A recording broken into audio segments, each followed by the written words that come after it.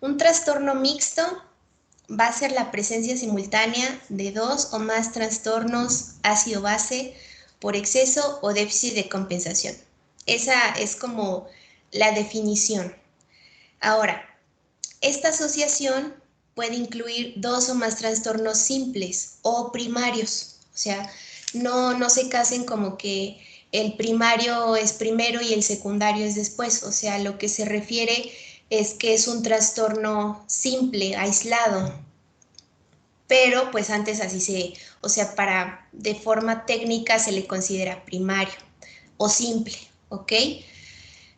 Ahora, en esta asociación también puede haber dos o más formas de un trastorno simple con diferente patogénesis, o sea que uno sea de tipo metabólico y de tipo respiratorio y de evolución de tiempo. O sea, podemos tener acidosis respiratoria crónica más acidosis metabólica. O sea, aquí puede haber una combinación, ya sea dependiendo de su patogénesis o de su tiempo. Y ahora, aquí, esta última. La respuesta de adaptación o trastorno secundario, como lo identificamos, esta respuesta de adaptación a un trastorno simple no debe tomarse en cuenta como componente de un trastorno mixto. ¿Por qué? Porque es la respuesta de adaptación, no es un trastorno aislado. Cuando ya tiene un exceso o un déficit de compensación, o sea, esta respuesta de adaptación fue o muy buena o muy mala, entonces ahora sí, se convierte en un trastorno simple, aislado. ¿Sí les quedó un poquito más claro este punto? ¿O tienen alguna duda todavía con el tema de los trastornos mixtos? O sea, que solamente se tomará a cabo, bueno, en cuenta una respuesta de adaptación como trastorno mixta cuando ésta sea excesiva o deficiente. Sí, o sea, sí como lo dice. Sí, o sea, cuando tú tienes un trastorno simple, tú vas a tener una respuesta de adaptación, ¿estamos de acuerdo? Entonces, si esa respuesta de adaptación es deficiente, o sea, ya sea que fue muy excesiva o muy deficiente, entonces ahora también se va a convertir en un trastorno simple. Y ahí ya es cuando lo tomamos como un trastorno mixto. Si, o sea, como tal, esa respuesta natural que esperamos de adaptación, no la tomas como un trastorno mixto. No sé si me expliqué. Solamente cuando la adaptación fue mala. Sí, doctora, gracias. Súper. ¿Alguna otra duda con esto? Yo tengo una duda.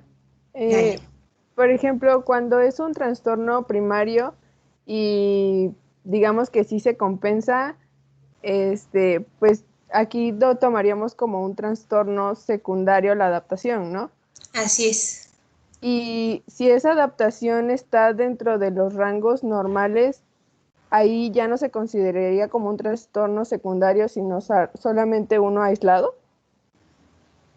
O sea, por Mm, ejemplo, si es una acidosis y, no sé, la compensación, digamos, de CO2 está dentro de los rangos, ok. ahí consideraríamos que es, o sea, que es solamente uno aislado o sí se debería de tomar en cuenta que es un ¿Mixto? trastorno secundario.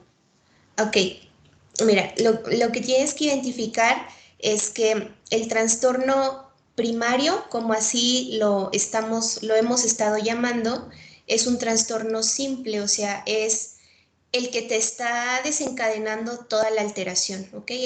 Ahora sí que el que predomina. Ese trastorno nosotros esperamos que tenga una respuesta de adaptación, a lo cual le llamamos vulgarmente trastorno secundario, ¿ok? Si supongamos que esa adaptación, como tú dices, está dentro de o sea, de los rangos esperados, o sea, eso quiere decir que tu trastorno primario está compensado, ¿ok? Y, o sea, pero, o sea, está compensado con su debido trastorno secundario. Su respuesta de adaptación la respuesta de adaptación es sinónimo a trastorno secundario. Entonces, si tu respuesta de adaptación es adecuada, tú tienes un trastorno secundario, ¿ok? Si esta respuesta de adaptación sube más de lo esperado o no hay respuesta de adaptación, entonces ya tienes otro trastorno simple y eso ya se convertiría ya tienes dos, ya tienes un trastorno mixto. Aquí tómenlo en cuenta, aquí tómenlo como trastorno secundario a sinónimo de respuesta de adaptación esperada del trastorno simple. Entonces, para que lo tengan un poquito más claro. No sé si respondí tu duda. Sí, gracias. ¿Alguien más tiene duda con esto? Yo, doctora. ¿Qué pasó? ¿Sí me escucha? ¿Sí? Un poquito con interferencia. Bueno, es que... Ajá. Bueno, a ver si me entiende. Es que yo tenía la duda porque, bueno, en la acidosis tanto respiratoria, en la alcalosis respiratoria, bueno, en los trastornos respiratorios como tal, una fórmula en la cual nos ayudaba a clasificar como aguda o como crónica. Y entonces ayer que calculamos, bueno, que hicimos los ejercicios, creo que no usamos estas fórmulas. Entonces no sé si se usan o ya no para clasificarlas como agudas o... No, sí se usan. Habíamos quedado que como, o sea, el tiempo de evolución de cronicidad nos lo iba a dar pues la clínica del paciente y no lo teníamos, todos lo íbamos a tomar como eventos agudos, entonces tenían que utilizar la de los eventos agudos. Pero sí se utilizan, o sea, porque los trastornos agudos y crónicos están bien definidos. Sí, entonces, aunque no o sea, ayer sí mencionamos, recuerdo vagamente que íbamos a utilizar la respuesta de compensación aguda, pero, o sea, si fuera el caso de una compensación crónica, pues también o sea, se tiene que utilizar. Sí se utilizan. Ok, muchas gracias. Súper. ¿Alguien más tiene duda de esto? Brenda, yo tengo una duda. A ver, dime.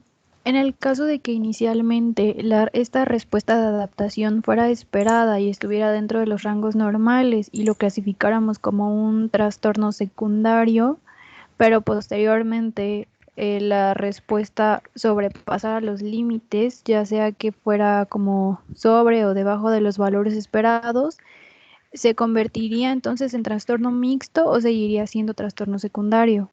No, ya sería un trastorno mixto porque tu respuesta de adaptación ya no es adecuada. Entonces, si sobrepasa esto, si sobrepasa esta respuesta o se queda deficiente, ya automáticamente, como bien lo dijiste, es un trastorno mixto y ya no es un trastorno secundario.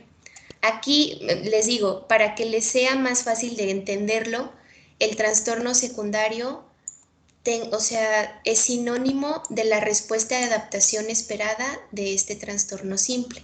Por ejemplo, la acidosis metabólica tendemos a esperar a que la respuesta de adaptación sea una alcalosis respiratoria, ¿ok?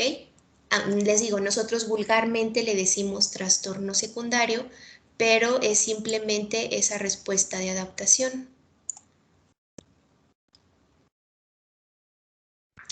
Sí, muchas gracias.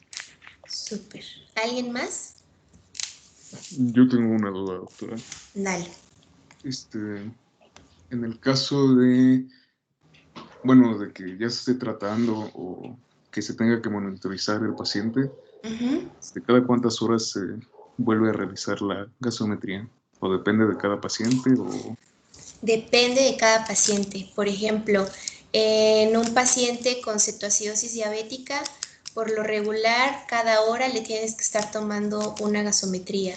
Los pacientes, por ejemplo, que están intubados y les están modificando ya sea el PIB, la frecuencia respiratoria o todos estos valores del ventilador, igual, cada hora, cada 2 horas les toman una gasometría. Eso sí ya depende mucho de la situación del paciente, pero por lo regular sí, tienden a ser, cuando es un paciente crítico, tienden a ser muy frecuentes las gasometrías. Pero, por ejemplo, en pacientes críticos, por lo regular les colocan un catéter venoso central. Entonces, en esos pacientes les toman la gasometría directamente del catéter. Y esa gasometría es equivalente casi a una gasometría arterial. ¿Por qué? Porque la sangre va bien oxigenada. Gracias. De nada. ¿Alguna otra duda de esto? Yo tengo una duda, Brenda. Buenas noches. Hola, buenas noches. Bueno, es que algo que estoy notando, bueno, cuando vi los ejercicios, quizá cuando estábamos empezando a ver esto del trastorno primario y el trastorno secundario, lo único que determinaba si podía ser considerada el trastorno primario como mixto o no, era de acuerdo a la compensación. Y me di cuenta que esta porción de la compensación era bastante importante, ya que esto determinaba esta respuesta. Entonces, no sé si habría, de favor, cómo, porque todas estas compensaciones se miden a base de fórmulas. Y entonces, sí, ¿nos harías de favor mostrarnos cómo se interpreta estos resultados? Porque realmente el resultado fue lo que más me confundió, porque no sé cómo interpretar eso, eso fue lo que más me confundió a mí. Ok. Dale, vamos a checar unos casos clínicos y antes de, no sé el doctor a qué hora quiere que terminemos, pero unos 15 minutos antes checamos lo de las compensaciones y cómo se interpretan, ¿vale? Gracias, Brenda. De nada. Bueno, más bien, hoy en la mañana me levanté y no sé por qué vino a mi mente que ayer creo les dije mal esta gasometría, no sé por qué pienso que les dije que esto era una alcalosis respiratoria, pero esta era la gasometría de un paciente en paro, ¿no? Entonces, si lo ven, o sea, el pH está bajísimo. La PCO2 está muy elevada. Aquí tenemos una acidosis respiratoria. Y el bicarbonato está también bajísimo. Entonces tenemos una acidosis metabólica. O sea, aquí tenemos un trastorno mixto en donde tenemos dos acidosis, o sea, una acidosis respiratoria y una acidosis metabólica. Pero ahora sí, ¿ustedes cuál creen que fue primero, el huevo o la gallina? Si el paciente estaba en paro cardiorrespiratoria. Hola. Lo que comentaba ayer, bueno, sí, lo que justo comenté, es que el bicarbonato, seguramente por algún proceso antes del paro cardiorrespiratorio, ¿sí? Algo nos generó este descenso del bicarbonato, o sea, la acidosis metabólica. Después se generó el paro cardiorrespiratorio, que esto me acabó desencadenando el incremento en la presión parcial de dióxido de carbono, que me generó la acidosis respiratoria. Entonces, de mi parte yo considero que es primero la acidosis metabólica y ya después se instaló la respiratoria por este paro como tal en la respiración y la ventilación. Ok. Aparte, orientándonos con lo que dice es un gran argumento. Ajá. Arriba pones cetoacidosis, entonces seguramente diabético descompensado, ¿sí? Con cetoacidosis acabó cayendo en paro y esto me generó la elevación del dióxido de carbono. Bueno, súper bien. Bueno, al menos con eso me quedo tranquila de que sí les quedó claro. Pues sí, o sea, si aquí, aunque aquí la PCO2 está muy elevada, o sea, si se dan cuenta, si aquí calculáramos el grado de compensación, probablemente este descenso de bicarbonato va acorde aquí con la PCO2, pero, o sea, son eventos muy, muy aislados. Ahora, les traigo un caso clínico muy, muy especial que rara vez lo van a ver. Entonces, les sugiero que saquen una hojita para ir anotando sus datos más importantes porque lo vamos a discutir, ¿ok? Entonces se los voy a ir leyendo, ¿vale? Este es un paciente, es un hombre, 45 años, el cual acude con síntomas respiratorios y cuenta con el antecedente de bocio multinodular en el 2000. Si este paciente llegó al hospital el 8 de febrero.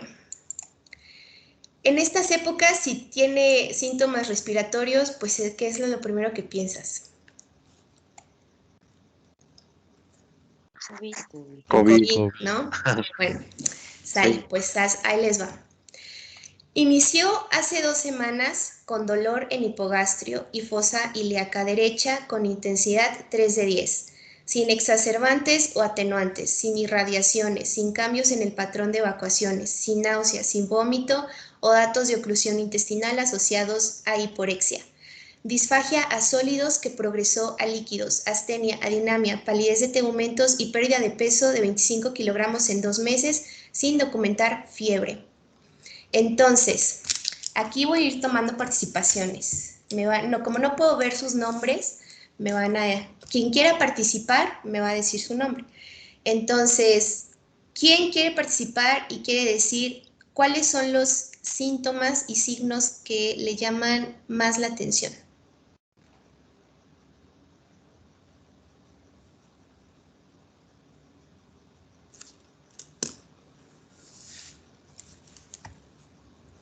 ¿Nadie?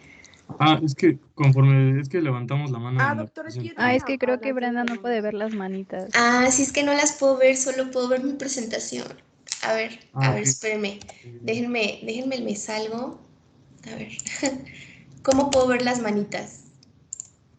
Si le Espérenme. picas a donde está Alt tab. como que el icono de 2 personas. Pero aunque les esté compartiendo la presentación, ¿yo puedo verlo? Eso no sé. Sí puedes. Si estás compartiendo la presentación y en tu teclado oprimes Alt tab, puedes cambiar a otra ventana y ver la de ti. Perfecto. Que es que soy muy nueva en esto, perdón. Sale, a ver, entonces, tap. Alt más tab. Alt tab, sí, ya vi. A ver, ahora sí, ¿quién quiere participar? Yo les digo. Bueno, habíamos levantado la mano, No, a ver, Giancarlo, dime. Ok. ¿Cuál?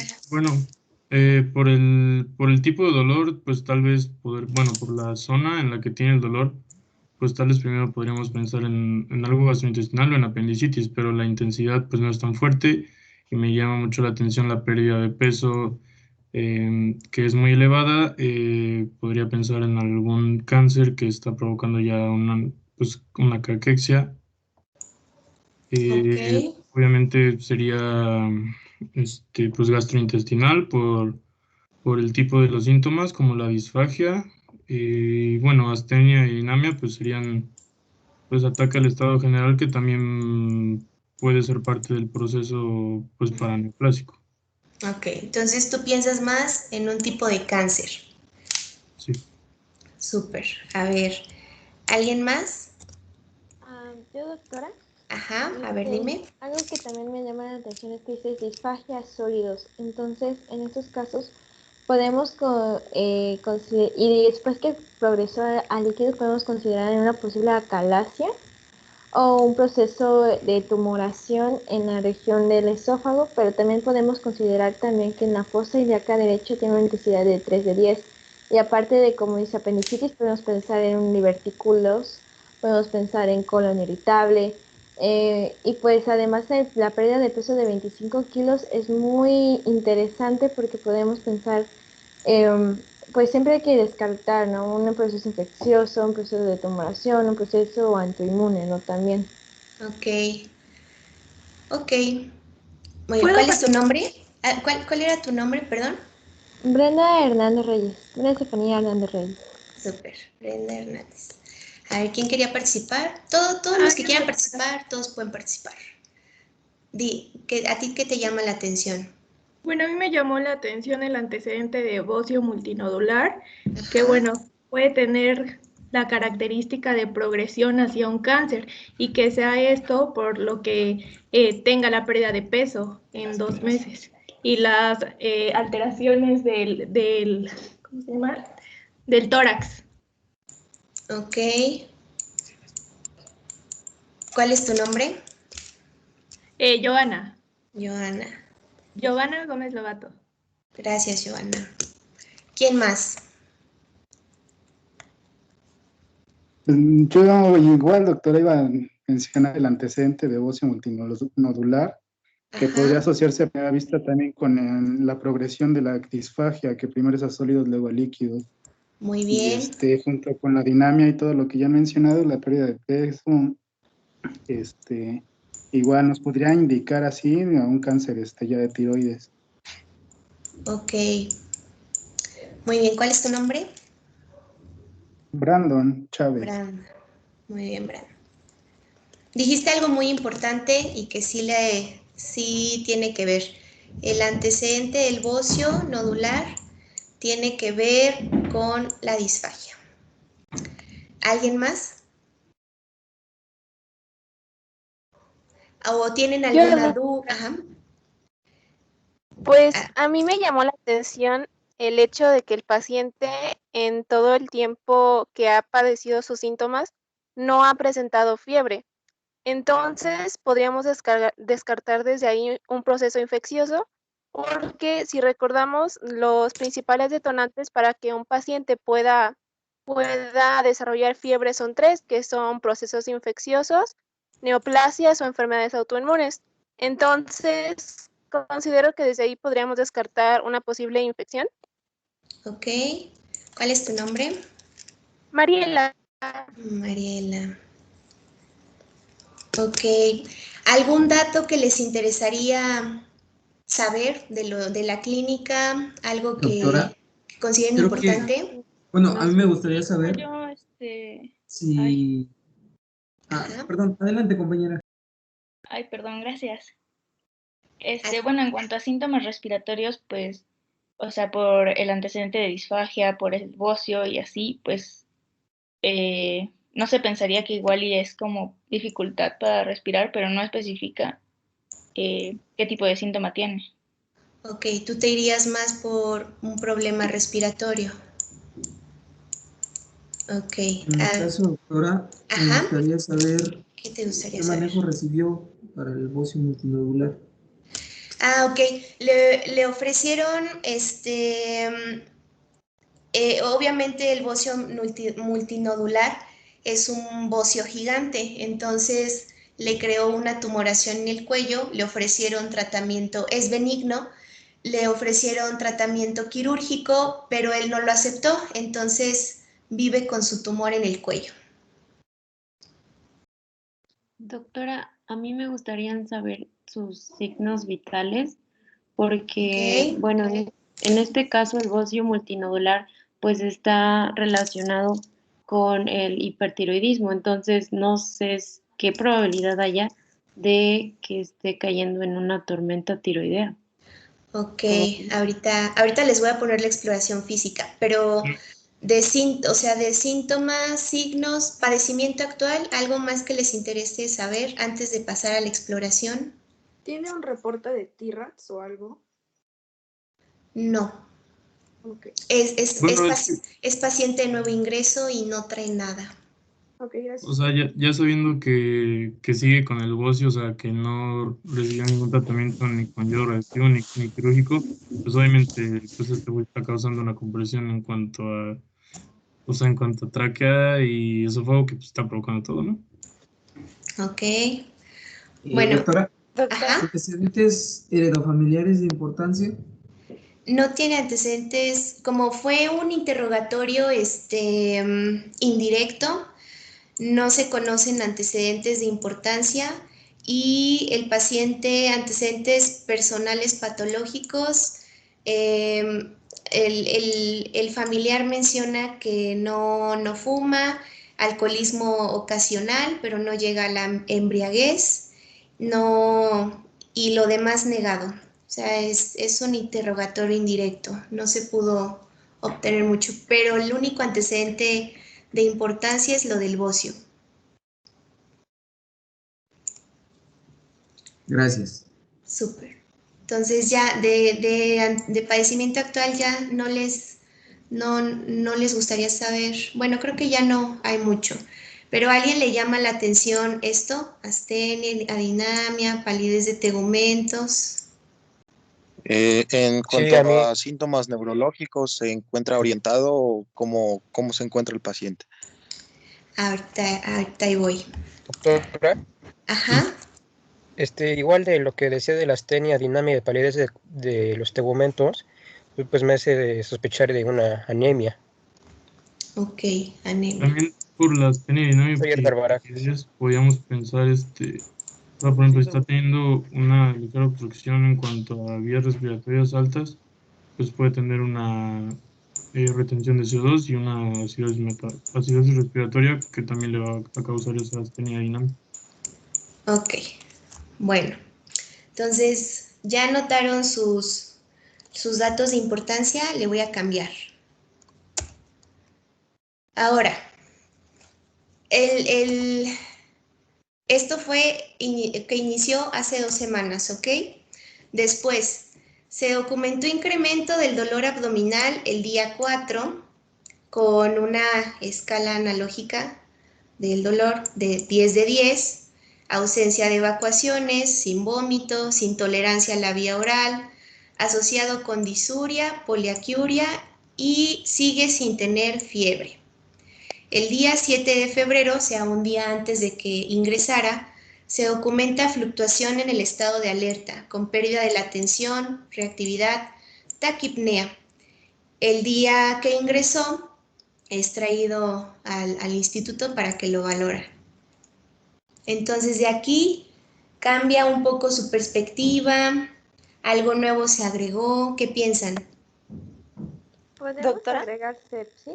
Por ejemplo, por la asociación con taquipnea, más que nada porque sepsis y por el dolor, porque también podemos pensar asociado con una IBU, pudiera ser. Ok, solo recuerda que aquí no ha tenido fiebre. Doctora, Sin también documentar. me gustaría... ¿Sí? Ay, perdón, doctora. No, Me dime. gustaría preguntar si ha tenido infecciones de vías urinarias recurrentes. No, solamente menciona que disuria, poliaquiuria. Pues bueno, igual como había comentado lo de la acidosis respiratoria, si siguió progresando, pues aparte de la astenia dinámica va a seguir con algunos síntomas, por ejemplo, neurológicos como la pérdida de atención, la taquipnea pues va a ser pues intentando compensar a sacar todo ese CO2 que tal vez está acumulado. Sale, entonces tú sigues pensando que va por un problema respiratorio. Entonces, ahí les va. Seguimos. Doctora. ¿Qué pasó? Puede ser que también esté cursando, pues a lo mejor por una hiperhemólisis, debido a que pues puede haber un daño neuronal, entonces esté generando una hiperbilirrubinemia, pero pues como dijiste es que había de palidez de tegumentos, no sé qué se pueda pensar. Sí, bueno, vamos a... ¿Una etnia oncal? Tú conserva tu diagnóstico y lo van a ir construyendo. Esto, siempre que nos llega un paciente, es como una lluvia de ideas. Tú piensas en todo. Entonces, conforme va avanzando, vamos viendo que... A ver, ahí está la exploración física. Buenas noches, ya lo estuve escuchando. Las 9:58 me conecté. A ver, ¿la anterior, Brenda? ¿Otra? 45 años, del cual acude con síntomas respiratorios. Cuenta con antecedente de bocio multinodular en el 2000, inició hace 2 semanas con dolor en hipogastrio y fosa ilíaca derecha, intensidad 3 de 10, sin exacerbaciones o atenuantes, sin irradiaciones, sin cambios en el patrón de evacuaciones, sin náusea ni vómito o datos de oclusión intestinal, asociado a hiporexia, disfagia sólidos que progresó a líquidos, astenia dinamia, palidez de tegumentos y pérdida de peso de 21 kilogramos en 2 meses, sin documentar fiebre. ¿Sí? Entonces, prácticamente aquí, este es el caso clínico, y lo primero que tenemos que hacer ante cualquier caso clínico, buscar cómo lo tenemos que abordar. La que sigue, Brenda. Se documentó incremento del dolor abdominal el 4 de febrero del 2021, con una NA10 y ausencia de evacuaciones, sin vómito y sin tolerancia a la vía oral, asociado a disuria y poliaquiuria, sin documentar episodio febril. El 7 de febrero del 2021 se documentó fluctuación en el estado de alerta con pérdida de atención, reactividad y taquipnea. Sí, el 8 de febrero del 2021, por lo que fue traído a este instituto para valoración. ¿Ok? Hasta ahí este es el diagnóstico. Tenemos que buscar un diagnóstico sindromático. ¿Cómo vamos a abordar a ese paciente? ¿Sí? ¿Qué es lo que nos interesa desde el punto de vista sindromático? ¿Sí? ¿Cómo yo lo debo de abordar? Parte del punto de vista del internista es eso. Con un solo signo, con un solo síntoma, que lleguen la cascada de diagnósticos sindromáticos. Y posteriormente tenemos que buscar el diagnóstico nosológico. En base a lo que estamos buscando nosotros como diagnóstico sindromático, tenemos que ir descartando con estudios de laboratorio. Entonces, prácticamente, ya en la siguiente diapositiva, Brenda nos pone los laboratorios. Los signos vitales. Signos vitales, tensión 80-55, frecuencia cardíaca 38 latidos por minuto, frecuencia respiratoria 48, ¿sí? Por minuto, ya con un patrón de Kussmaul, temperatura 35.6, satura al 94%, no sabemos a qué FiO2. Al aire ambiente. 1%, es 50 kilogramos y talla 1,64. Y prácticamente ya podemos establecer el diagnóstico sindromático de este paciente. Sigue, Brenda. ¿Ya lo anotaron? ¿Ya lo tienen? ¿Puede regresar tantito a la anterior, por favor? Gracias.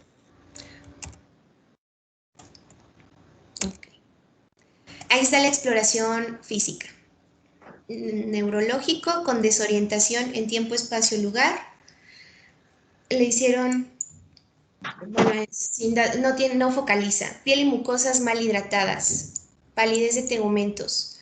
Cuello sin incurtación yugular, sin adenopatías. Tiroides incrementada en tamaño con subóseo, de 20 centímetros de diámetro aproximadamente. Predominio izquierdo y central. Desviación de la tráquea hacia la derecha, consistencia elástica y no hay soplos. Ruidos respiratorios normales en ambos hemitórax, sin síndrome pleuropulmonar, taquipnea con respiración de Kussmaul. Les sigo. Hasta aquí, ustedes con esto, o sea, en cuanto al estado ácido-base, ¿qué piensan que tiene el paciente? Una acidosis. Acidosis respiratoria. Una acidosis respiratoria, ¿seguros? No, metabólica en todo caso. Alcalosis respiratoria. Alcalosis respiratoria. Una alcalosis respiratoria. Porque el paciente está hiperventilando, entonces está barriendo con ese CO2 y el CO2 deberíamos de pensar que está bajito, ¿no?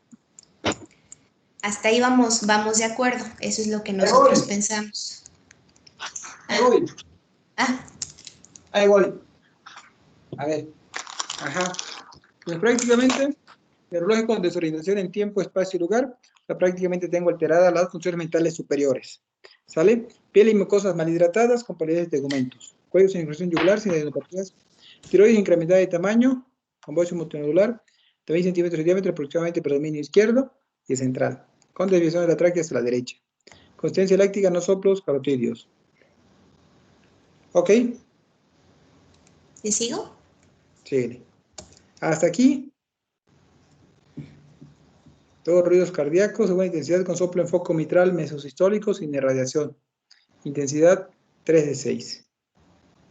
Abdomen blando, depresible, retiro a la palpación profunda, sin datos de presión peritoneal, sin rebote, ruidos peristálticos disminuidos y timpanismo generalizado. Extremidades normales, pulso filiforme y llegado capilar distal limítrofe 3 segundos, fuerza sin alteración. Ok, Brenda, síguele. Pues esto ya lo... ¿Quieren que integren un diagnóstico o les sigo? Síguele. Bueno, ¿a ustedes qué laboratorios les interesaría conocer? Electrolitos. Electrolitos. ¿Para? ¿O por qué? A ver, espérame. Si pide electrolitos séricos, abre tu cámara y dime por qué. Ya no le tengas miedo a la cámara. Pueden estar en playera, pueden estar como quieran. No, porque me llama la atención Abre tu cámara para saber quién eres, luego si te repruebo. A ver, ¿por qué electrolitos séricos? Eso. No sé si ya me ¿Cómo te ve. llamas? Soy Brandon. Vale, Brandon. ¿Por qué electrolitos séricos? Bueno, en sí me llamó la atención algunos síntomas y signos de gastrointestinales, aunque rechazan la obstrucción intestinal, pero hay timpanismo y hay reducción de los ruidos peristálticos. Entonces, aún así podríamos pensar que hay un hilo paralítico y que está generando algunos datos de hipovolemia que se vieron en los signos vitales. Entonces, Okay, me gustaría ver cómo está el potasio. ¿Cómo esperas encontrar el sodio, el potasio y el cloro? El potasio y el sodio los esperaría encontrar bajos y el cloro... Sodio bajo y potasio bajo. Ok. ¿Sodio por qué bajo, Brandon?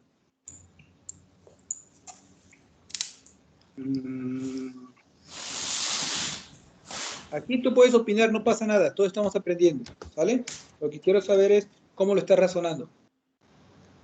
Bueno, podría ser que habría un secuestro de líquido del espacio intravascular y había una hiponatremia por ese mismo secuestro líquido. O sea, tendrías una hiponatremia hiposmolar hipervolémica.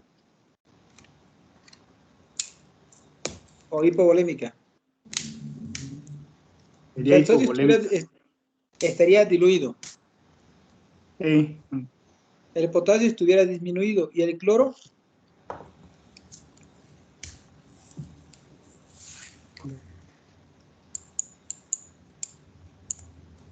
¿Y el cloro? ¿Cómo lo esperas encontrar?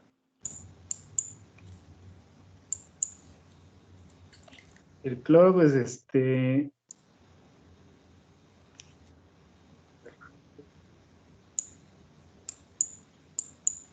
no, ese sí, no sé, no sabría, doctor.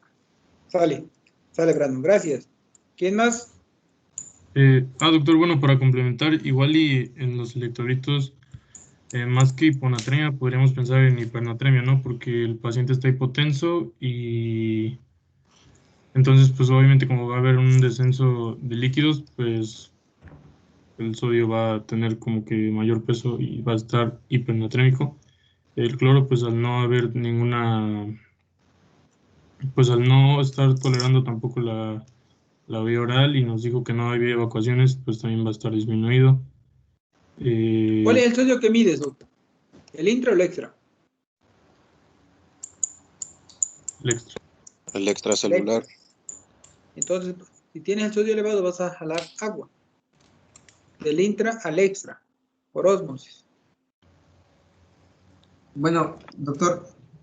Adelante. Es que, sí, solo como comentario esto que dice mi compañero, tenemos deshidratación eunatrémica, hipernatrémica, hiponatrémica, ¿no? Entonces, realmente, así, nada más porque una persona tenga hipovolemia, no podemos saber exactamente cómo va a estar el sodio hasta que tengamos, digamos, el estudio. Sí, o sea, si tú pides, los laboratorios son para que tú puedas confirmar lo que ya sabes. ¿Sí? Entonces, yo iría por otro lado. ¿Cómo está tu paciente desde el punto de vista neurológico? Se encuentra desorientado. Ok, o sea, está con alteración en las funciones mentales superiores. O sea, prácticamente, ¿qué alteración hidroelectrolítica te puede condicionar que tu paciente esté somnoliento? Una hiponatremia, ¿no? Una alteración en el sodio. Tu compañero le dijo, quiero descartar que tenga un hilio metabólico y yo esperaría el potasio disminuido. Se la compro. ¿Sí? Ok, pero yo iría por la biometría hemática, de entrada. ¿Tienes la BH? Sí, bueno, ahí les van. Yo pediría primero una gasometría. Esa fue la gasometría al ingreso. Entonces, ¿quién quiere interpretarla?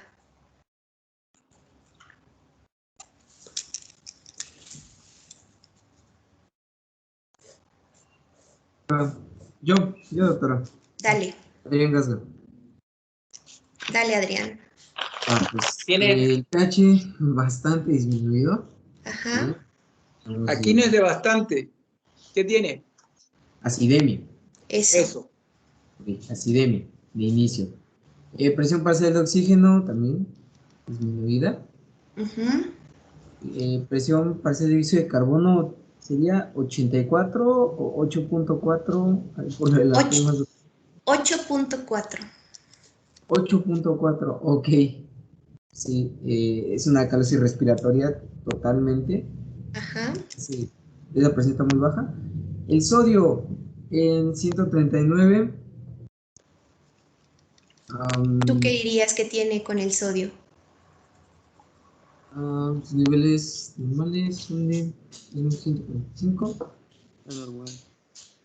Está normal. Está normal, ¿no? Sí, está normal. El potasio. Pero, Prendix. Mande. Ah, ¿Cómo está la pero. glucosa? Ajá, hay que hacer la corrección de acuerdo a No los le niveles de metas, glucosa. no les metas el pie. O sea, No, es corrido que... el sodio corrido 172, pero tiene sodio 139. ¿Cómo está la glucosa? Es que ahorita les digo, déjelo que termine de interpretarla. Ok. El potasio. El potasio, ahí sí tenemos una hipercalemia Ajá. incrementado. El carbonato bastante disminuido. Ajá, ¿qué Podríamos tienes? pensar que es por proceso de compensación. Habría que calcular la compensación para ver si no hay un trastorno agregado, una alcalosis metabólica. No, pero si está disminuido, entonces, ¿qué tienes? Una Acidosis. acidosis metabólica. Acidosis metabólica. Y tu pH iba hacia la acidemia, ¿no? Entonces, Sí, acidemia. vas primero por el metabólico. ¿El lactato cómo lo ves? Lactato. Ay, no recuerdo el valor normal del lactato. Brenda, Mande. vamos a motivarlo. Ya vi que los estetoscopios no los motiva. Ay. Para el mejor estudiante. ¿Qué? No, El lactato está disminuido. Ok, el lactato está aumentado, ¿vale? Así sí participó. Tengo que lo normal es de 5 a 20 miligramos sobre decilitro. ¿De lactato? Es No, de 1 a 1.5, ¿no? de 0 a 2. De lactato. Cuando tienes 0 a 2. Sí. A lo mejor no recuerdo bien cómo se mide, si en miliquivalentes o cómo, pero a lo mejor la unidad de medición es diferente, Ajá, es pero diferente. aquí es de 0 a 2. Aquí prácticamente. Y pues ya aquí les regalé algo, la osmolaridad. No era efectiva. ¿Qué tiene la gasometría? A ver, resumiendo, tenía una acidemia, ¿no?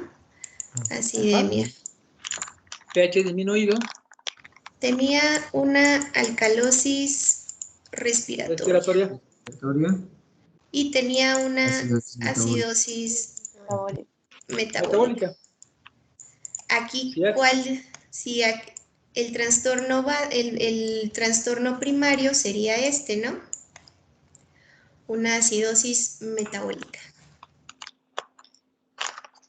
Pero ahora, ¿qué piensas? ¿Tú qué piensas, Adrián, con esto del lactato, el potasio? O sea, ya sabes que tu desencadenante es la acidosis metabólica. Trató de compensar y se fue al extremo, tanto que cayó a 8.4. Es un trastorno mixto, pero el desencadenante fue tu acidosis metabólica. Sí. Si tú calculas el anion gap, ¿cuánto te da? O sea, si tiene acidosis metabólica, saca el anion gap. Sáquenlo.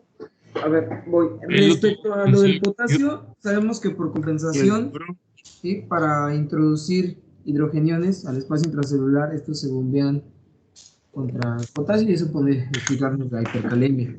Voy a calcular el anion gap. Pero les falta el cloro. Cloro. Aquí, póngale 109.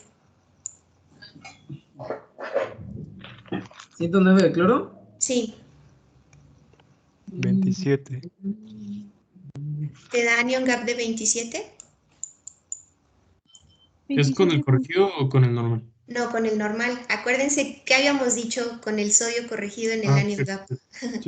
Sí. Esos son distractores. A ver. 27.4, doctora. Súper. Entonces tienes una acidosis de Con anion anion gap. gap elevado. Si aquí te está poniendo el lactato 4.3, o sea, ya más o menos te vas orientando hacia dónde va. Hacia una acidosis láctica. Acidosis láctica. Ok, entonces hasta ahí. Regrésate, Brendita. Doc. Regrésate. Otra. Dale.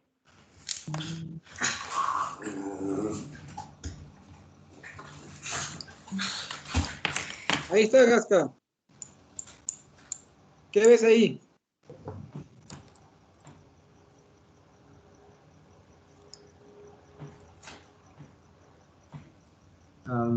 Respecto a la respiración de Cosmaúl. No. Sé internista. Da un barrido completo y quédate con la foto. El paciente lo vas a ver desde que llega caminando prácticamente de los pies a la cabeza y tienes que escanearlo. Escaneate eso. ¿Ya? Ok. ¿Qué le ves? La tensión arterial está muy baja. Casi, ¿Cómo está la presión? muy baja. Casi, tengo entendido que para shock séptico, perdón, para SED, sí, tiene que estar menor a 60, la tensión arterial media. Y pues, Para que sea choque séptico tiene que ser un estado de hipotensión refractario a volumen. Es decir, le pasas volumen, no mejora, sí, entonces sí, ya es un estado de choque séptico. Es una hipotensión refractaria a volumen. Si tú le sacas la media, ¿tiene 65 de media? ¿Cuál es la presión media que puede para que indique que sí es una adecuada perfusión? 90. Por encima de 60. Vengan esos. ¿Mande? Ya llevaron nosología y de trauma y todo eso, ¿no? ¿De 50 a 150?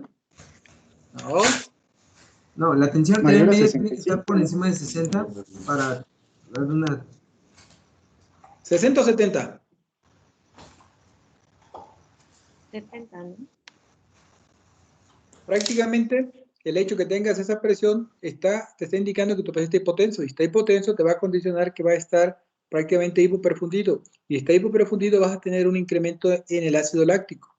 Entonces tu paciente lo que tiene es una acidosis metabólica y con anion gap elevado, ¿sí? Prácticamente por una acidosis láctica. ¿Sí? Ahora, ahí Brenda te pone que el sodio corregido es 172 y te pone que la unidad efectiva es de 431. Es un paciente que está en estado hiperosmolar. Requerimos saber cuánto es de glucosa para poder llevar a cabo la corrección del sodio. ¿Sí? Bueno. Este paciente tenía, aquí lo que nos dice es que tiene una acidosis de anion gap y está compensada con esto, aparentemente, pero tiene un estado hiperosmolar hiperglicémico. Entonces, a ver, bueno, ya les pongo, ahí está. Es que no, todavía no teníamos la glucosa, ¿verdad, doctora? Sí, se me pasó. Ahí está. ¿Se metió el pie y no se la pidieron? Yo les dije que querían saber. Ahí está, 1768.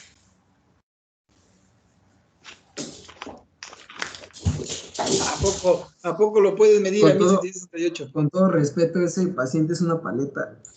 Ok. ¿Qué más les llama la atención de todo lo que está ahí? Aparte de esa... El primero de los azoados. La creatinina. Primero de los azoados, muy bien. ¿Qué Parece más? la urea. Ya son los azoados. Ok. ¿A poco tiene 24? ¿Tiene qué? ¿Tiene qué? No. ¿Cómo sacan el sodio corregido? ¿Cómo lo sacan? Tomamos el sodio medido y a eso le sumamos 1.6 por glucosa medida entre 5. ¿Cuánto sale?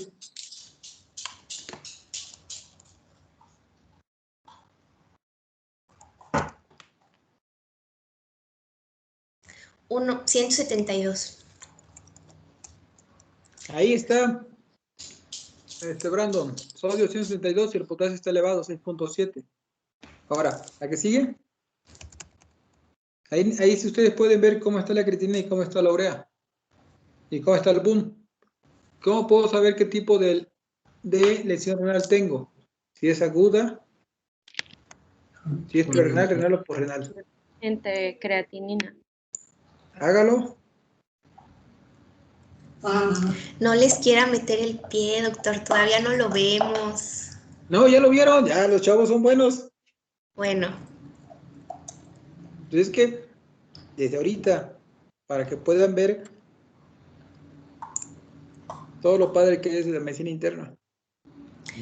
Bueno, doctora, ¿recomendaría aquí sacar el delta gap? Sí, sí lo puedes sacar. Le puedo sacar todo. Miren, la lesión renal aguda se divide prácticamente en 3 estadios. El 1, el 2, el 3. El 1 te dice que la creatinina basal sabemos que es menor a 1, o sea, puede que si el paciente tenía una creatinina basal de 8, en el estadio 1 se duplica, entonces aquí se duplica. En el estadio 2 se triplica y en el estadio 3 te dice que es mayor a 3. Entonces aquí tiene una lesión renal aguda, estadio 3. Sí, estadio, como estadio de fútbol, así se le dice. Y aquí pueden sacar su relación boom-creatinina. Dividan 99 entre 4.23 y ¿cuánto les da? Da 23. 23. Cuando te da más de 20, estamos... renal. Exacto. Y otra cosa que les ayuda para la lesión renal aguda es el sodio urinario. Cuando el sodio urinario es mayor a 20, se dice que estamos hablando de una lesión de tipo renal, y cuando es menor a 20, de una lesión de tipo prerrenal. Obviamente en todos los hospitales hacen electrolitos urinarios. Así es. Por eso nos tenemos que manejar específicamente con la relación boom-creatinina. Entonces, aquí tenemos esa glucosa en 1768. Se saca el sodio corregido, tenemos prácticamente un sodio de 172. ¿Sí? Entonces, tenemos un desequilibrio hidroelectrolítico, tenemos una lesión renal aguda, tenemos una acidosis metabólica y tenemos un estado hiperosmolar hiperglucémico, principalmente. ¿Sí? ¿Y la biometría hemática, Brenda? Ahí está, hasta arriba. Hasta arriba. Tiene 29.000 leucos. Prácticamente ese paciente está séptico. ¿Sí? Tenemos que buscar cuál es el origen de esa infección. ¿Sale? Entonces, prácticamente lo que Brenda les quiso dar a entender es 1.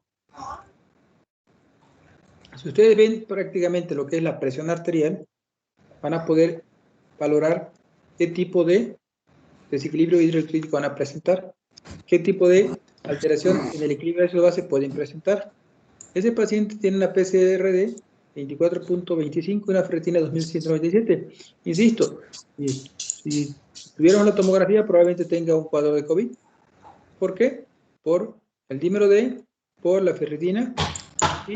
Que son prácticamente marcadores propios de lo que es un paciente con COVID. ¿Sí? Pero las pruebas serológicas salieron negativas. Exactamente.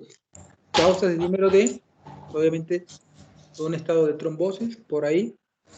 ¿Sí? Entonces tiene BNP 137 sin ningún tipo de DHL normal y CPK normal. Sale. Le tomaron un ATAC para ver pues todas sus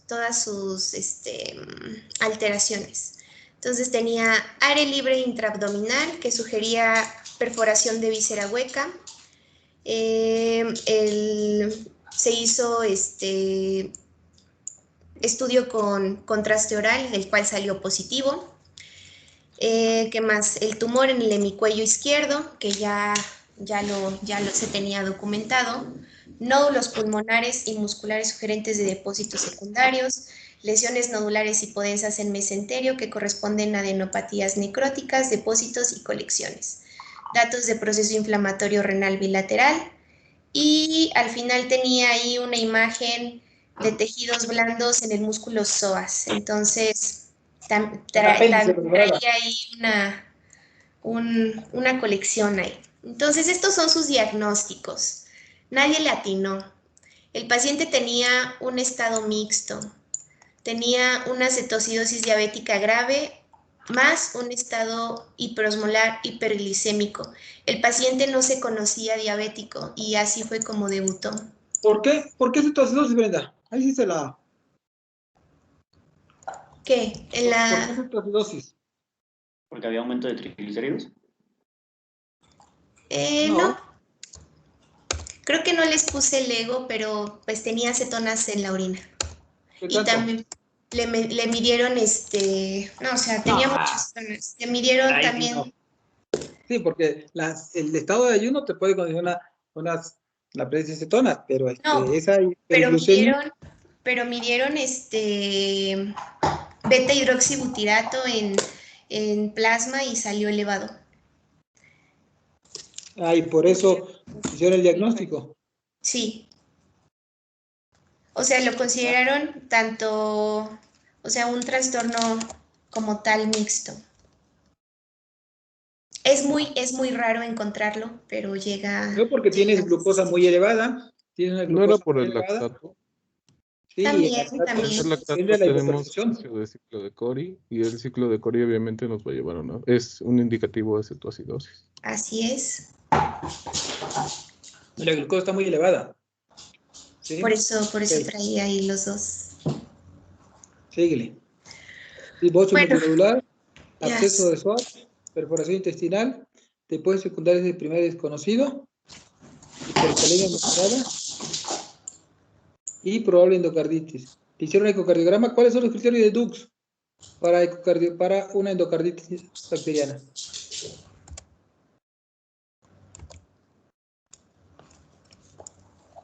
Criterios de Dux. ¿Tenía un soplo en la mitral? Sí. ¿Cuál es la válvula que se afecta, la primera válvula que se afecta a tu endocarditis? La mitral. La mitral. La mitral, pero ¿cuáles son los criterios de Dux? Acá tenía la resonancia, no sé si se ve. Doctor. Tenía una vegetación, pero bueno. Los criterios de Dux. ¿Sí? ¿Por qué, Brendita? Porque si tienes una endocarditis, esa endocarditis te puede estar condicionando la formación de trombos, de émbolos sépticos a distancia, y lo que te puede estar condicionando la presencia o la elevación del dímero D. Así es. Al final el paciente, o sea, está considerado, no ha evolucionado bien y está, o sea, tiene shock séptico refractario a volumen. Entonces, pues ahí en ese momento está. Este fue el inicio, el tratamiento de inicio que le dieron cuando llegó a RCP. Le pasaron, recuerden que en un estado hiperosmolar y en la cetoacidosis diabética, lo más importante es la reposición hídrica. Pero, fíjate, Brenda, que aquí Harman está contraindicado. No, la que está contraindicada es Ringer lactato. Harman no tiene lactato. Ándale, te la quitaste. Ok. Y este es el manejo que tiene actualmente. Entonces ahí tiene sus soluciones. A lo cual quería llegar con este del manejo es que en algún lugar ven que le estén pasando bicarbonato, a pesar de la super mega acidosis que tiene. Tengo entendido, si no me equivoco, el bicarbonato puede empeorar la situación de un paciente con acidosis láctica.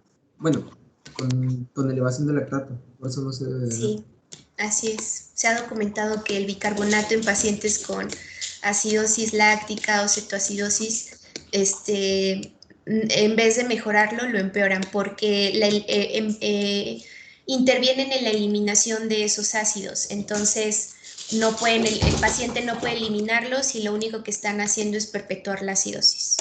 Pregunta, ¿no lo tienen en Prisma? ¿Mandé? ¿No lo tienen en Prisma? ¿En hemodiafiltrador continuo? No tenemos Prisma en el instituto, solo hay Prisma en el de, ¿cómo se llama? En el de trauma. ¿Cómo? Tiene 45 años, pero ya han sometido al... Los de trauma no lo saben usar. Le voy a mandar al perrito para que les alquile el suyo. Ándele.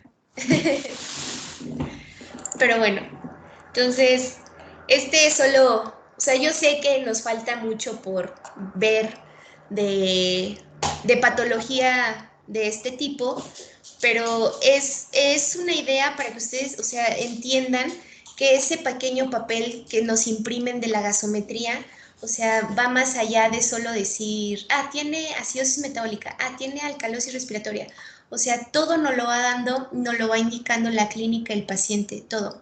Entonces, aquí les puse, si me dan 10 minutos, unos casos súper rápidos. Entonces, ahí les va. Mujer de 68 años, la cual fue intervenida quirúrgicamente por volvulos intestinal, actualmente con dosis repetidas de opioides para mitigar el dolor. Se solicita gasometría arterial para descartar desequilibrio ácido-base, secundario a la administración de medicamentos. Sale, entonces, alguien aquí rápido que me diga qué desequilibrio hidroelectrolítico vamos a encontrar. Acidosis respiratoria. Acidosis respiratoria. ¿Por qué? Porque hay una depresión del... Los opioides deprimen el sistema, bueno, el sistema respiratorio. Eso. Entonces, si los opioides, o sea, tú lo confirmas, el opioide está deprimiendo el sistema nervioso central, la paciente está hipoventilando, ¿qué necesitas hacer? Suplemento de oxígeno. Una ventilación mecánica. Exacto. Más que oxígeno suplementario, la paciente necesita una ayuda mecánica, porque lo que no está realizando son movimientos respiratorios, ¿ok? Porque está deprimido el sistema, entonces esos músculos respiratorios están flojitos y pues si continúa así va a estar súper acidótica. Sale, muy bien. El siguiente. Mujer de 21 años sin antecedentes de importancia, presenta desde hace 2 meses náusea, vértigo y mareo. El día de hoy fue encontrada en su domicilio teniendo una crisis convulsiva tónico-clónica generalizada. El familiar desconoce el tiempo que llevaba, o sea, en ese estado. Al llegar al servicio de urgencias, o sea, sigue convulsionando, logran tomar la gasometría. ¿Ustedes cómo piensan que va a estar? Díganme cómo va a estar el pH, cómo va a estar la CO2. Ajá, ¿y la CO2? CO2 incrementado. ¿Por qué? Pues me imagino que por lo mismo la crisis convulsiva no logra, hay una disociación de sus músculos respiratorios y no está ventilando correctamente. Acuérdate, en una crisis convulsiva todos los músculos van a estar contraídos, entonces el paciente no va a estar respirando. Y además, si ya llevaba, aquí no sabe cuánto tiempo lleva convulsionando, ¿qué más va a estar elevado? El potasio. Potasio, ¿qué más? Si está en un periodo si está en hipoxia, ¿qué se va a elevar? Lactato. El lactato va a estar súper aumentado.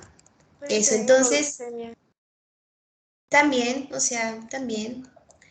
Ok, pero aquí nos guiamos más, llevaba ya con náuseas, vértigo y mareo. Esto nos indica más en que es un problema de tipo central. Probablemente tiene un tumor o algo que esté infiltrando ahí en el cerebro y eso es lo que le causó la convulsión. Más que nada por esto, el vértigo de tipo central. Y entonces, ¿esto cómo lo llamamos? Doctora. ¿Qué pasó? ¿Y si esta paciente hubiera estado vomitando, por ejemplo? Bueno, aquí solo dice que tenía náusea, vértigo y mareo, pero no podemos descartar que hubiera estado vomitando. Pues puede estar agregada entonces una alcalosis metabólica, ¿no? Si estuvo vomitando mucho. O puede tener, o depende qué tipo, pero aquí en el estado agudo, si la paciente no está respirando porque está convulsionando, está hipóxica. Eso te da más la pauta de que es un problema respiratorio. Entonces, ¿están de acuerdo que es una acidosis respiratoria? ¿Sí, no? Sí. Vale. Entonces, si yo les pongo que es de su gasometría, ¿cómo la ven? El pH hay una acidemia, después nos vamos a la presión parcial de dióxido de carbono, está muy incrementado. la presión parcial de oxígeno está disminuida, ¿okay? Y nos vamos hacia el bicarbonato. Este se encuentra, pues, por así decirlo, incrementado, seguramente por compensación de la parte respiratoria. Entonces podríamos decir que es una acidosis respiratoria. Habría que hacer el cálculo para ver si está compensado o no, ¿sí? Porque tiene incremento de bicarbonato. Eso, muy bien. Ah, y la FiO2, bueno, nada más. Eso no es exactamente su gasometría, solo la tomé como ejemplo. Sí, olvida la FiO2. Ahora, ¿alguien investigó por qué en la alcalosis respiratoria crónica se encuentra en el embarazo? ¿Qué es lo que la condiciona? Aparte del estado grávido del útero. Yo leí que es por el aumento de progesterona, debido a que la progesterona va a tender a crear una menor afinidad de la hemoglobina por el oxígeno, entonces aumentan las demandas de oxígeno a nivel pues periférico, aumentando así estas demandas y creando pues una alcalosis. Muy bien. ¿Cómo te llamas? Diana, niño. Diana, gracias Diana. Sí, muy bien. Por eso, si recuerdan, Diana, ¿para dónde se iría la curva de la disociación de la hemoglobina? ¿Hacia la derecha o hacia la izquierda? A la derecha. Tienes voz muy gruesa, Diana. No escuché bien. ¿Para dónde se iría? ¿Para la derecha o para la izquierda? Todo La eso derecha, que ustedes vieron en fisiología sobre la disociación de la hemoglobina, pues es aquí mismo. O sea, prácticamente en el cuadro que les dio Brenda, en la exposición que les mandé, ahí vienen causas de la alcalosis respiratoria. Entonces, uno de esos es el uso de progesterona. Entonces, obviamente en el embarazo pues requerimos o tiene que existir un nivel incrementado de progesterona, que es lo que va a condicionar si una alcalosis respiratoria por esa disminución en la afinidad del oxígeno hacia la hemoglobina. ¿Sí? Nada más. Entonces, síguele, Brenda. Sale otro casillo. Mujer 35 años, posoperada de reducción quirúrgica y fractura expuesta de fémur, sin complicaciones, actualmente en el área de recuperación, donde se le observa sumamente ansiosa y con dolor. A pesar de la administración de medicamentos, la gasometría reporta un pH elevado. ¿Qué trastorno ácido-base tenemos? Alcalosis, porque está alcalosis respiratoria. Eso, no, ya están hechos. Eso es lo importante, o sea, que ustedes Si reprueban, automáticamente... vas a reprobar tú, Brenda, ¿eh? Ay, no, yo confío en ellos. Ah, bueno. A ver, un paciente presenta, si quien me responda a la primera, ¿cuál es la respuesta correcta de este? Y me diga por qué... Está exento. Está exento del primer parcial. Ya lo dijo el doctor. Ahí va. Paciente, gasometría venosa, pH 7.56, bicarbonato 36, sodio 142, potasio 3.9. ¿Cuál de los siguientes es la explicación de este caso? Enfermedad de Addison, intoxicación por etanol, síndrome de Cushing, intoxicación por acetazolamida. ¿Quién dice yo? Yo. Dale. Abre tu cámara para que no cheques en el Google. Ahorita ya los vi a todos buscando enfermedad de Addison. Maju, ¿estás en clase, Maju? Sí, pero estoy un poco confundida. Ya. ¿Por qué? A ver. Ya prendí mi cámara. Pues está un poco complicado esto de las gasos. No, no está complicado. ¿Qué tienes? ¿Qué es lo complicado?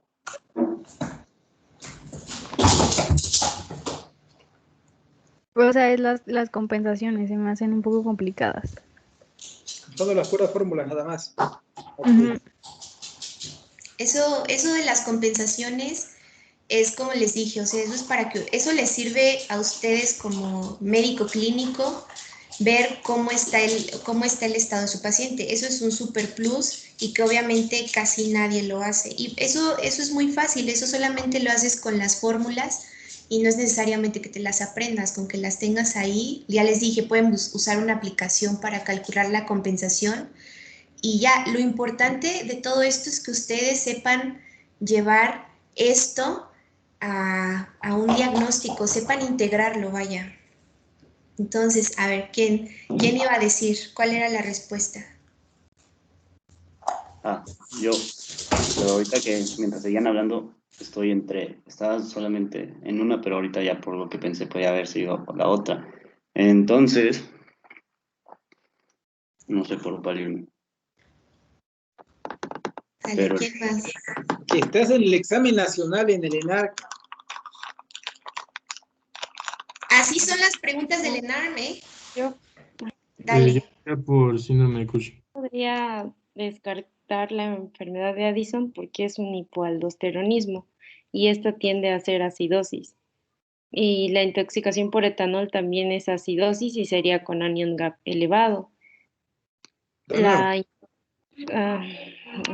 ¿Alguien había dicho Cushing? ¿Por qué dices Cushing? Bueno, yo porque recuerdo que cuando vimos las alcalosis, uno de los trastornos principales era por síndrome de Cushing por el aumento del cortisol.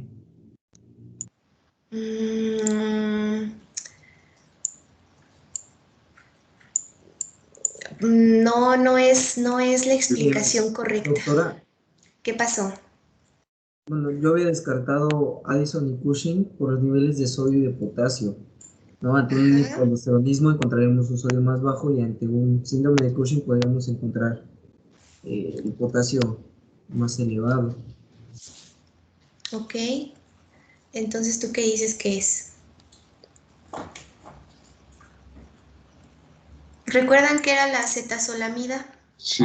Inhibidor de la anhidrasa. Entonces no va a estar realizando la conversión de ácido carbónico a ácido carbónico, entonces se van a estar acumulando. Entonces es esa, ¿no? Porque no se ve alterado ni el sodio ni el potasio. Solamente con el seguro. A ver, ¿no? ¿Nadie más? Pues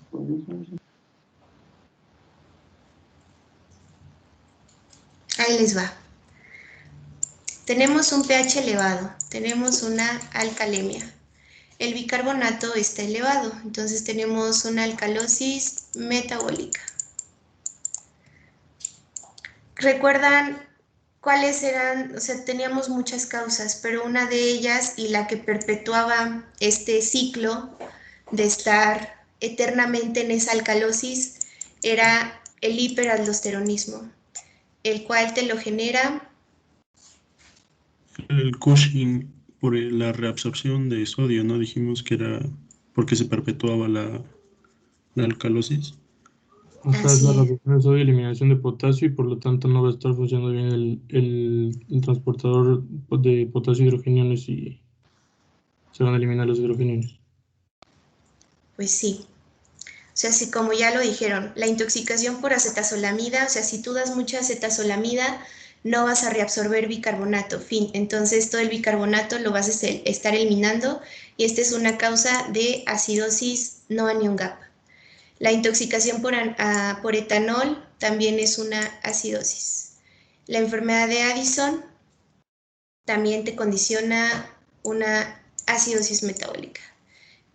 El único que te genera una alcalosis metabólica es el síndrome de Cushing por su estado de hiperaldosteronismo.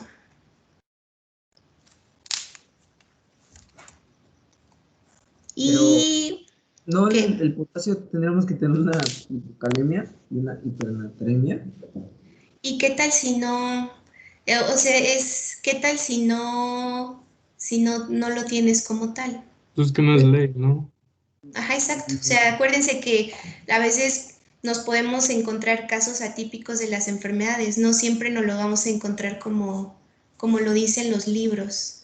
Entonces, si esas son tus 4 opciones y ya descartamos todas, entonces, como tú, o sea, no, es por descarte más allá de el síndrome de Cushing, te genera alcalosis metabólica.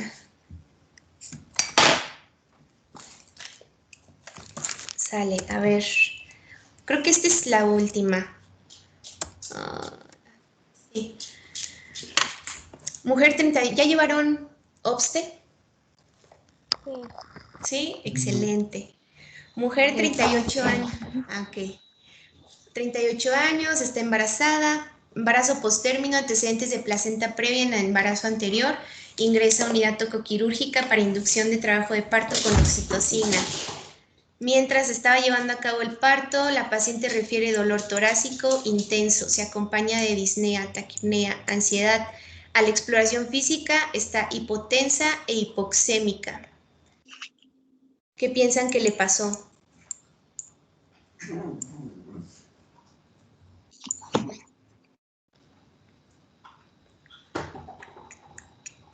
Pues la oxitocina puede provocar una reacción anafiláctica que va a provocar la taquipnea, la disnea. Ok, puede ser. Aquí lo que más te va a indicar hacia tu diagnóstico es un embarazo postérmino. Tiene el antecedente placenta previa anterior. Igual, ¿Qué buen choque? No. Pues también la placenta previa creo que es el principal factor de riesgo para sangrado, bueno, para hemorragia. Puede ser, puede ser. ¿Ya Pero llevaron bueno, 5? ahí les va. La paciente ya estaba, o sea, si te dice que es un embarazo postérmino, bueno, o si no lo van a ver más adelante, o sea, este tipo de embarazos pues también empiezan a, digamos que empieza a degradarse.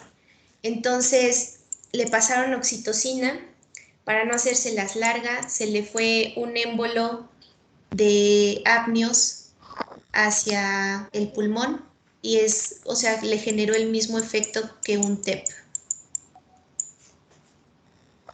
Porque le aplicaron oxitocina. Entonces, ahí se les va. Entonces, si tiene, por ejemplo, un TEP, ¿cómo esperan que esté el equilibrio ácido-base?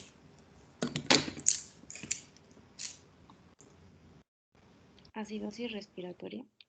¿Por qué?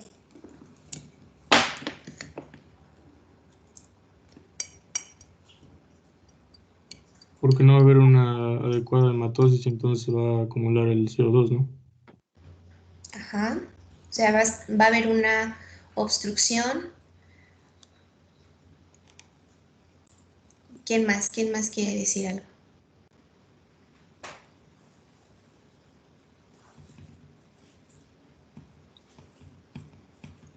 De tarea se les va a quedar, eso, si ya llevaron Respi, yo les recomiendo volver a darle una leída. Es el mismo efecto que pasa con el asma, porque la TEP o la embolia pulmonar está considerada como causa de alcalosis respiratoria. Entonces van a investigar por qué. Y porque en el asma se considera primero en un estado como de alcalosis respiratoria, pero principalmente se considera como una acidosis respiratoria. Y ya creo que fue el último casillo. Ya esos son ejemplos, pero pues creo que ya se va a acabar.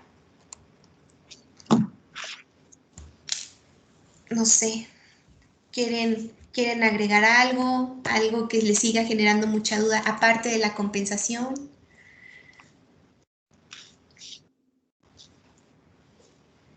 Esto yo les recomiendo que no solamente se queden con el hecho de saber interpretar una gasometría, lean causas de los trastornos, porque eso les va a facilitar o los va a hacer entender pues muchas patologías, porque les aseguro que cuando ustedes vean, cuando ustedes estén, por ejemplo, en digestivo, bueno, más bien en abdomen, o sea, y si les dicen un paciente con una obstrucción intestinal va a estar acidótico, no les van a decir por qué. Entonces, cuando ustedes estén rotando en cirugía o les toque un paciente obstruido y todo esto, ustedes no van a decir, ay, es que eso no me lo enseñaron, es que eso lo van a tener que leer.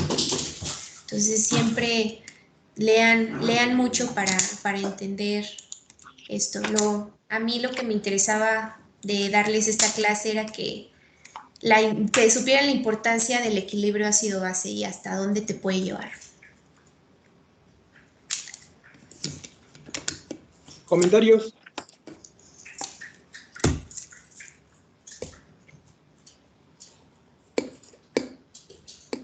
¿Ninguno?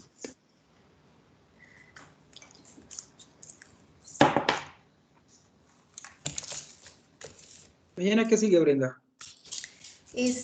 Trastornos hidroelectrolíticos del sodio. ¿Quién la va a dar? ¿Ya tiene la presentación? Ya me las mandaron. Bueno. Entonces nos vemos mañana a las 10. Sí. ¿Quieren que rápidamente les vuelva a poner la tablita de las compensaciones?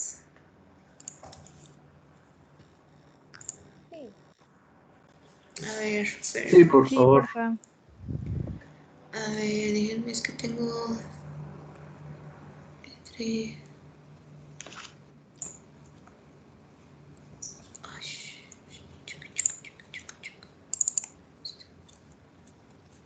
A ver, ahorita se las pongo. Específicamente acá. Bueno, en lo de compensación. Ajá. Entonces, si está en un trastorno compensado, el pH nunca va a ser normal, a diferencia que en un mixto, que sí podría estar normal.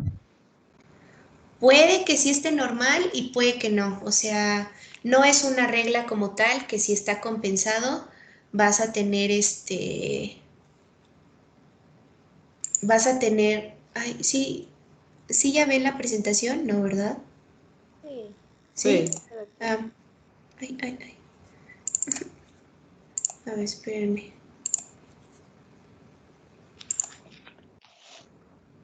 A ver, ajá, ahí está. Sí, no es una regla de que si tu trastorno está compensado, el pH va a estar normal. No, eso incluso en una diapositiva se las puse, que no esperen, o sea, corregir el pH súper rápido, no. O sea, lo que en el trastorno mixto decía que cuando el pH, incluso, a ver, por acá lo decía. ¿Qué pasa cuando el pH está normal? Entonces, aquí nos viene diciendo las alteraciones que puede haber. Pero, o sea, tú puedes pensar desde, ok, si el pH está normal, no hay ningún trastorno, hasta que haya un trastorno mixto. Entonces, también no es una regla. Eso siempre sigue tus pasos. pH, luego bicarbonato, luego CO2, oxígeno, y vas a ir formando o integrando tu diagnóstico ácido-base. A ver, entonces, aquí estas fórmulas prácticamente es lo que fisiológicamente nos dice o que debería de pasar cuando tratamos de compensar, en este caso, por ejemplo, una acidosis metabólica.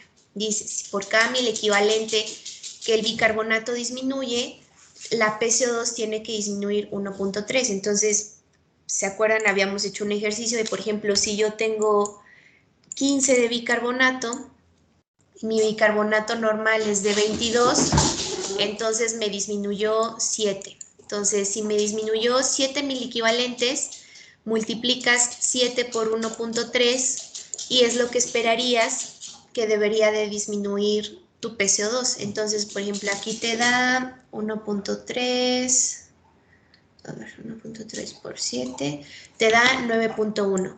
Entonces te dice que este 9.1 es lo que debe de disminuir tu PCO2 para que esté compensada. Entonces, si la PCO2 normal la consideramos en 40, entonces mi compensación esperada tendría que ser en 31.9. ¿Ok? Entonces, si aquí eso está más allá, o sea, no nos está hablando que está bien compensado. Y esto pasa con cada uno. O sea, esto nos habla simplemente de lo que fisiológicamente debe de pasar. Aquí, cada uno. ¿Quieres, Brenda? ¿Tienen la presentación, la que yo les mandé? Sí, creo que sí. ¿Por ahí la tiene alguien?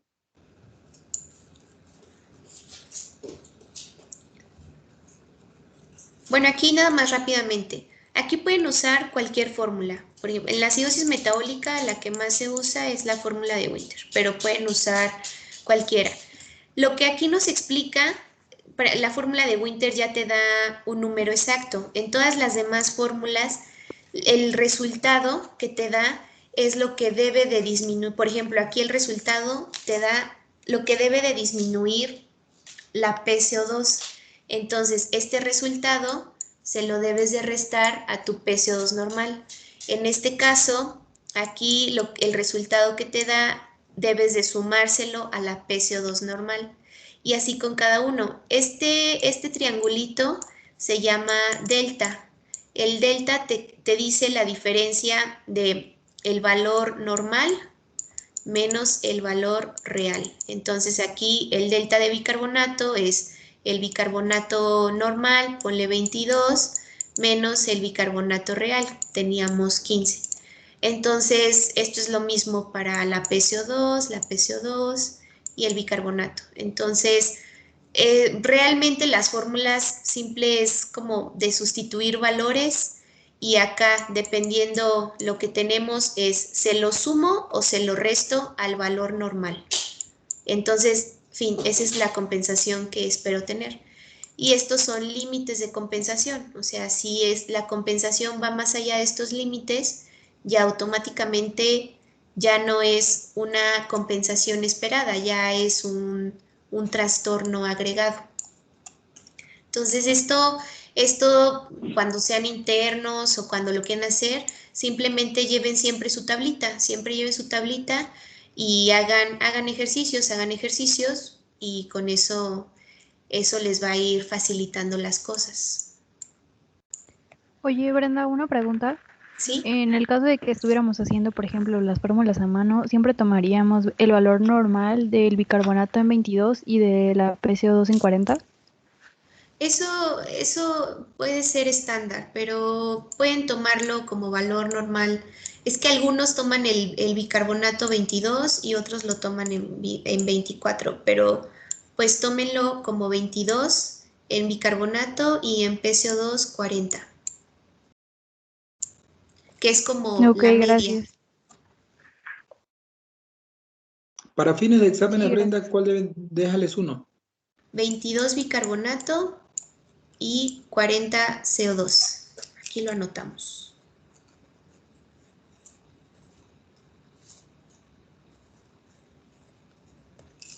Y prácticamente para fines de examen, sí, son los parámetros que les dice Brenda.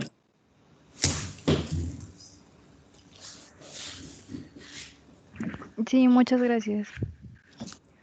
Entonces, si para el examen imprímanse su tablita, yo creo que esta tablita es la más completa, porque ya ahí les dice el límite de adaptación y todo. Estas demás formulitas, o sea, es la respuesta fisiológica esperada. Y esto resumido en una fórmula. Otra pregunta. En caso de que, por ejemplo, aquí como indica menos o más de 48 horas, en caso de que, por ejemplo, en un caso clínico no tuviéramos la evolución, ¿cómo calculamos como la compensación? Aguda. Aguda, bajo. Si no tienes el tiempo de evolución que no le especifiquemos, tómalo como aguda. Ok, gracias.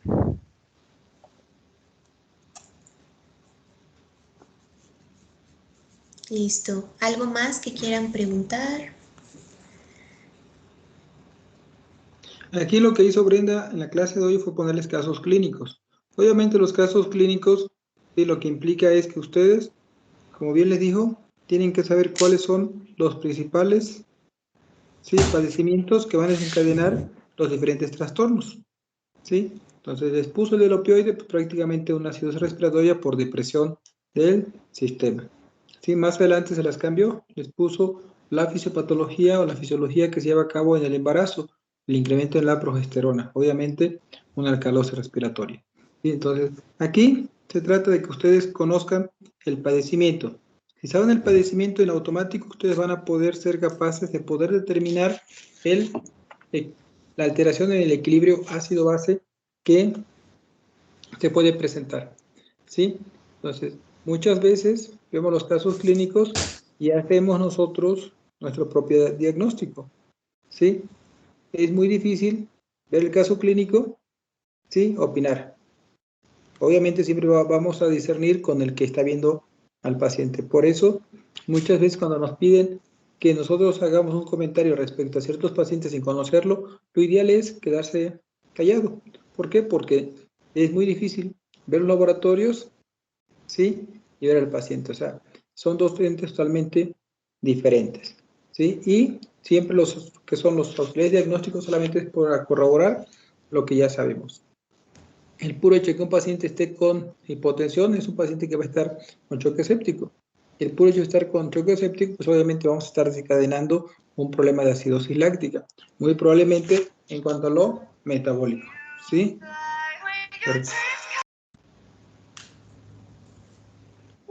Una pregunta rápida. En cuanto al bicarbonato, tomamos el intervalo de 22 a 26, ¿verdad? Sí. Ok, gracias.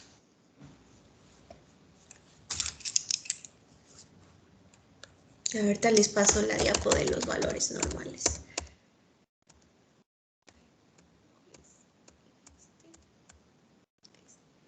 Está, 22, 26, 35, 45.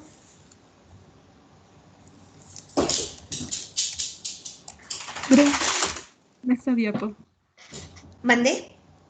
Tengo una duda. Cuando vimos simetrías venosas, ¿por qué no tomamos los valores venosos? O sea, por ejemplo, en PCO2, ¿por qué no tomamos 8 más menos 17 para ver las compensaciones? Ok.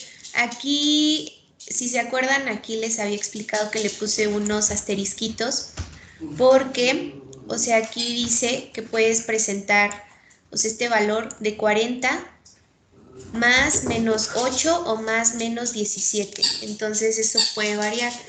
Pero para fines como que para fines prácticos, por lo regular siempre utilizamos estos valores estándar, aunque la gasometría sea venosa.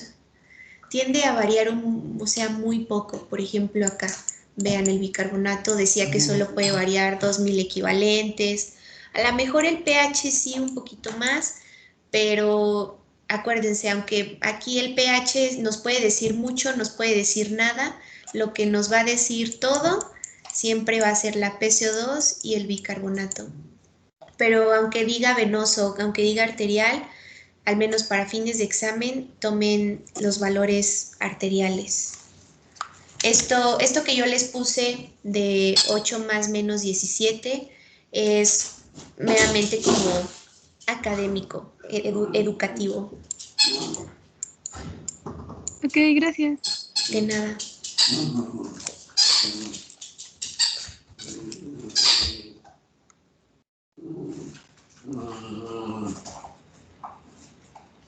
¿Nada? ¿Algo más?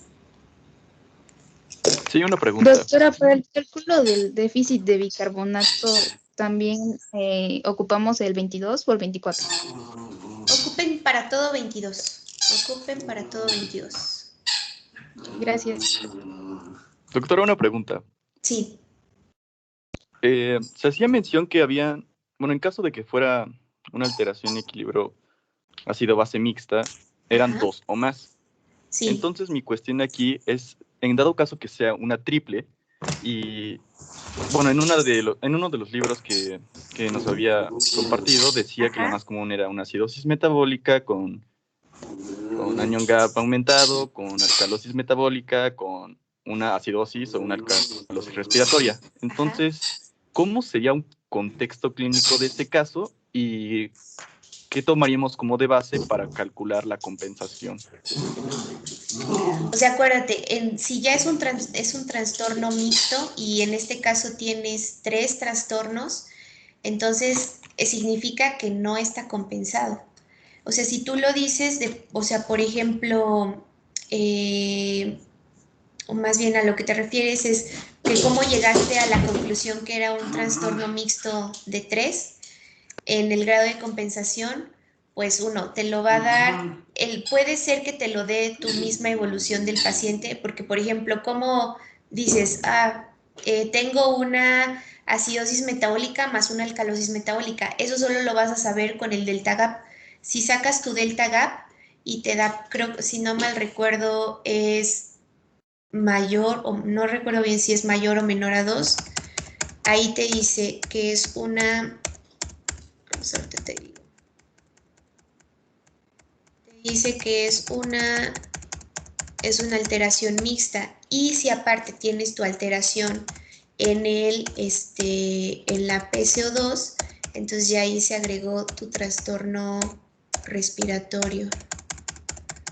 Ay, ya le pasé, ¿verdad?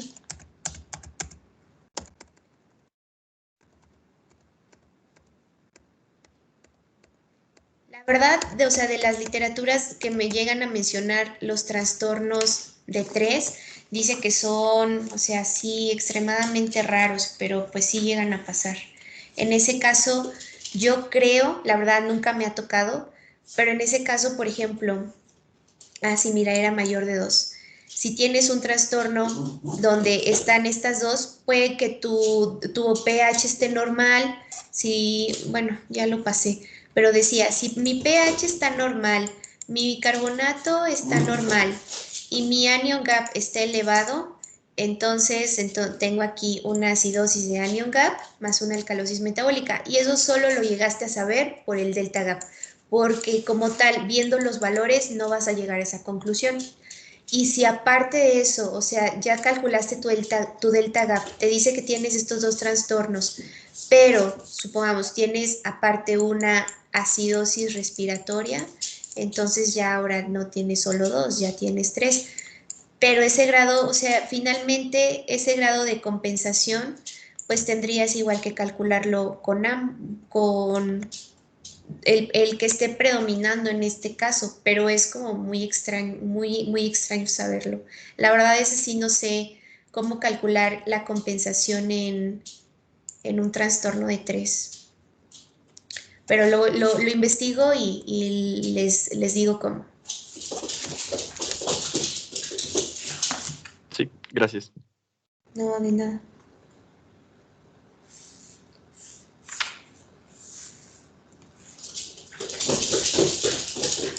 Pues ya no tienen ninguna duda, algún comentario. Ya nos vamos a dormir. ¿Ustedes qué dicen? ¿Algo más que quieran comentar? ¿Quieren más gasometrías? O sea, para que practiquen, se las puedo mandar sin compromiso de tarea ni nada. Se las Si subo. pudieras mandarnos más gasometrías, te lo agradeceríamos, Brenda. Sale. Entonces les subo, ahí en el Teams, les subo un archivo de gasometrías, ¿vale? Y ya para que ustedes practiquen. Por Yo favor, les recomendaría que a cada gasometría le pongan una cara, o sea, traten de hacer un caso clínico con su gasometría, y eso les va a ayudar mucho a entender qué está pasando. Entonces se lo subo mañana, ¿sale? Brenda, otra pregunta. Estoy viendo ahorita mis apuntes y había notado que en una clase nos dijeron que en el hiperaldosteronismo secundario había reninismo primario y reninismo secundario, pero ya no anoté nada más. ¿Podrías explicar un poquito eso, por favor? Sí, o sea, en el reninismo primario, acuérdate, o sea que como tal, el reninismo primario te dice que es algo que está produciendo renina. Entonces, el reninismo primario es un tumor productor de renina. Así. Y el reninismo secundario es todo aquello que te lleve a una elevación de la renina. En este caso puede ser la sobreactivación del eje renina-angiotensina-aldosterona, en donde se está activando frecuentemente y eso te está llevando a una elevación sérica de la renina. Entonces, acuérdate, al final, el sistema renina-angiotensina-aldosterona, o como la renina, al final, el producto final es la aldosterona. Entonces, si tienes mucha renina, vas a tener mucha aldosterona. Por eso es un hiperaldosteronismo secundario. Ok, muchas gracias. De nada.